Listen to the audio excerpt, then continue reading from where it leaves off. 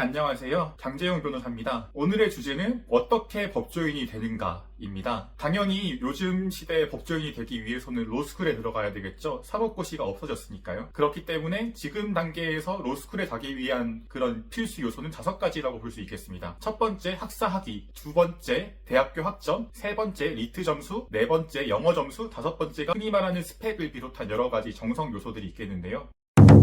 우선 첫 번째로 학사학위가 필요합니다. 왜냐하면은 법학 전문 대학원이 바로 로스쿨이기 때문에 대학원에 가기 위해서는 당연히 학사학위가 필요하겠죠. 여기서 말하는 학사학위란 4년제 학사학위를 말하는데요. 일반적인 대학뿐만이 아니고 사관학교라든지 사이버대학, 방송통신대학, 심지어 독학사 학점은행제까지도 다 포괄하는 그런 개념입니다. 물론 옛날같이 고등학교를 졸업한 변호사는 더 이상 있을 수 없게 되었지만요. 여러 가지 제도의 장단점에 대해서는 다음에 논해보기로 하고요. 바로 두 번째, 이제 학점으로 넘어가 보겠습니다. 여기서 말하는 학점은 GPA, 평점 평균을 얘기하는데요. 아마 학교마다 100점 만점에 이 사람의 어떤 4년 동안의 학점 평균이 96이다, 95다, 이런 식으로 뜨는 게 있을 거예요. 그 점수를 얘기하는 건데요. 기본적으로 로스쿨에 지원하는 분들의 학점이 다들 좋습니다, 요즘에는. 대부분 100점 만점에 96 이상이 되는 경우가 많은데요. 아무래도 그렇다 보니까, 그러면 내가 학점이 안 좋으면 로스쿨에 못 가는 거냐? 라는 질문 하시는 분들도 굉장히 많습니다.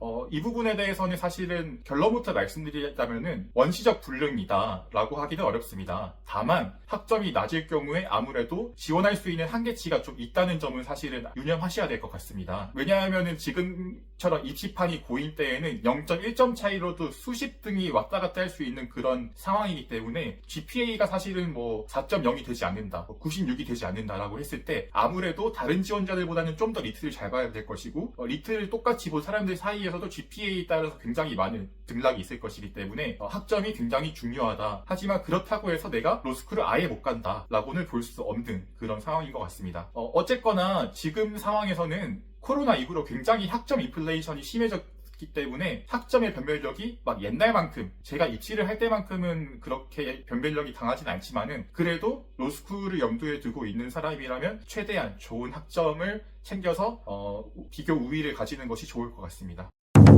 세 번째가 사실 이게 제일 중요한 게 바로 리트인데요. 리트는 법학 적성시험의 약자입니다. 그렇기 때문에 이게 적성시험의 특성상 이게 지식에 대한 암기를 요구하는 것이 절대 아니고요. 일단 과목이 3가지가 있습니다. 하나가 언어이해, 두 번째 추리논증, 세 번째 논술 이렇게 있는데요. 사실 이 세 번째 논술의 경우에는 대부분 학교에서 패스 페일 제도를 운영하기 때문에 기본적인 요건만 갖추면 논술을 신경 쓰지 않아도 됩니다. 사실은 글자 수만 채우면 돼요, 논술 같은 경우에는. 근데 언어이해와 추리논증 이 사실 중요한데 언어 이해는 어떻게 보면은 좀 수능 국어의 어려운 버전이라고 볼 수 있을 것 같고요. 두 번째 추리 논증은 되게 어떻게 보면은 좀 추리력과 어떤 사고력을 테스트하는 논리 퀴즈 같은 거 있잖아요.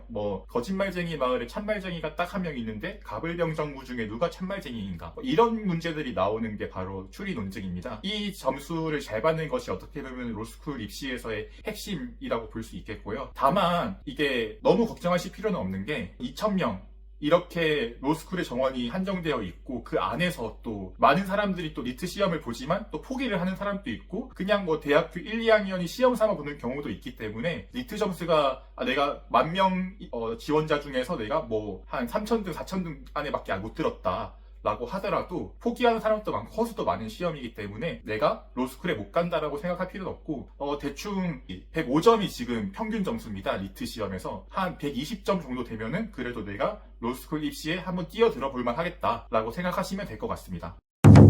또 네 번째로는 이제 영어 점수인데요. 옛날에는 학토릿이라고 해서 영어 점수도 어떻게 보면 굉장히 중요한 요소로 다루어졌었는데요.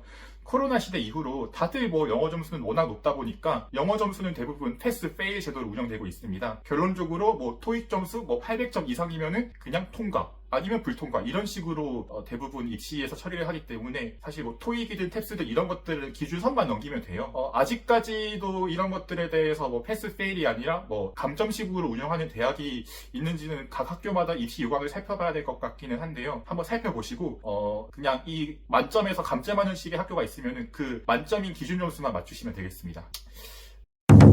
마지막 5번째가 바로 이 스펙. 흔히 말하는 정성정수인데요. 이 정성적인 요소를 어떻게 하느냐도 사실은 중요하다고 볼 수도 있겠지만은 제가 생각했을 때에는 이 학점과 리트 이것들이 충분히 갖추어져 있다면은 굳이 내가 뭐 정성적인 요소에 신경을 쓸 필요는 없지 않나 하는 생각이 들고요. 다만 내가 학점과 리트 점수가 높지 않은 상황에서 이것을 좀 뒤집어야 된다. 내가 지금 리트 점수가 좀 떨어지는 상황에서 어떻게든 뭐 2배수, 3배수인데 이것을 뒤집어야 된다라고 한다면 그러한 스펙 같은 것들이 어떻게 보면 큰 역할을 할 수도 있겠죠. 물론 이 스펙이라는 것들이 어떤 스펙을 얘기하느냐도 굉장히 핫 이슈 중에 하나인데요.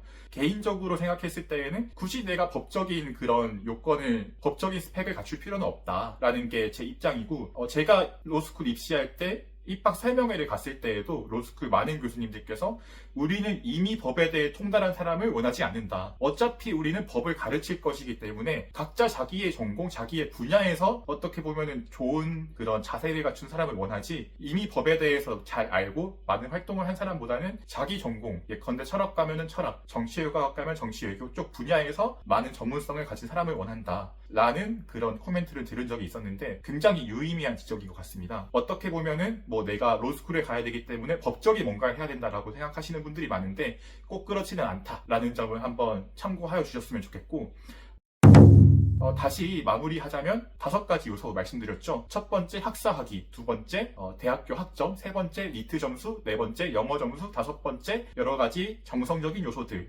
있을 경우에 로스쿨에 입학을 할 수 있고, 로스쿨에 입학한 다음에 3년간의 과정을 거쳐서 변호사 시험에 합격을 했을 때 바로 변호사가 될 수 있다. 그리고 오늘은 그 첫 번째 관문인 로스쿨에 어떻게 들어가느냐를 설명드렸습니다. 뭐 그 외에도 여러 가지 쟁점들이 있을 수 있습니다. 뭐 사법고시와 변호사 시험의 차이점이라든지, 또 로스쿨에 들어간 다음에 커리큘럼 어떻게 될 것이라든지, 이런 것들이 사실 또 여러 가지 중요한 쟁점인데요. 이러한 쟁점들은 다음 시간에 다루어 보기로 하고, 오늘은 로스쿨에 어떻게 들어갈 수 있는가를 다루어 봤습니다. 여러분 혹시나 로스쿨이나 법조인의 진로에 대해서 궁금한 것이 있으시면은 댓글로 남겨주시거나 또 인스타 DM으로 남겨주시면 제가 다 답장해 드리도록 하겠습니다. 여러분 오늘 이 영상이 유익하셨다면 댓글과 좋아요 부탁드리고 또 구독 버튼까지 눌러주시면 감사하겠습니다. 네, 지금까지 장재용 변호사였습니다.